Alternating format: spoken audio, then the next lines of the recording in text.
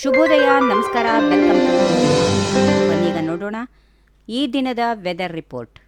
ರಾಜ್ಯದಲ್ಲಿ ಕೆಲವು ಕಡೆ ಸುಡು ಬಿಸಿಲು ಒಂದು ಕಡೆ ಇದ್ದರೆ ಮತ್ತೆ ಕೆಲವು ಕಡೆ ಅಕಾಲಿಕ ಮಳೆ ಸುರಿಯುತ್ತಿದ್ದು ಪೂರ್ವ ಮುಂಗಾರು ಮತ್ತೆ ಚುರುಕಾಗಿದೆ. ಇಂದಿನಿಂದ 5 ದಿನಗಳ ಕಾಲ ರಾಜ್ಯದ ಹಲವು ಜಿಲ್ಲೆಗಳಲ್ಲಿ ಧಾರಾಕಾರ ಮಳೆ ಆಗಲಿದೆ ಎಂದು ಹವಾಮಾನ ಇಲಾಖೆ ಐಎಂಡಿ ಮುನ್ಸೂಚನೆಯಲ್ಲಿ ತಿಳಿಸಿದೆ. ಅಷ್ಟೇ ಅಲ್ಲದೆ ರಾಜ್ಯದ ಕೆಲವು ಭಾಗಗಳಲ್ಲಿ ಆಲಿಕಲ್ಲು ಮಳೆಯಾಗಲಿದೆ. ಅದರಂತೆ ರಾಜ್ಯದ ಮಲೆನಾಡು, ಉತ್ತರ ಒಳನಾಡು ಹಾಗೂ ದಕ್ಷಿಣ ಒಳನಾಡು ಭಾಗಗಳಲ್ಲಿ ಮುಂದಿನ 5 ದಿನ ಗುಡುಗು ಸಹಿತ ಭಾರೀ ಮಳೆಯಾಗುವ ಮುನ್ಸೂಚನೆ ಇದೆ.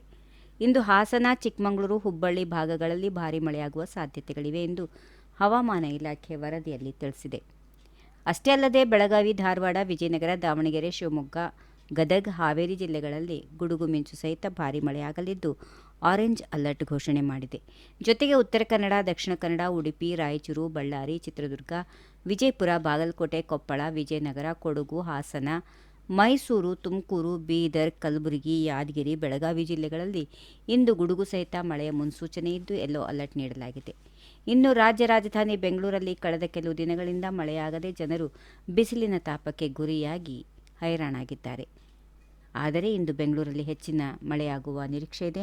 ನಗರದಲ್ಲಿ ಸಂಜೆ ಹೊತ್ತಿಗೆ ಕೆಲವೊಂದು ಕಡೆ ಮಳೆಯಾಗುವ ಸಾಧ್ಯತೆಗಳು ಕೂಡ ಇವೆ.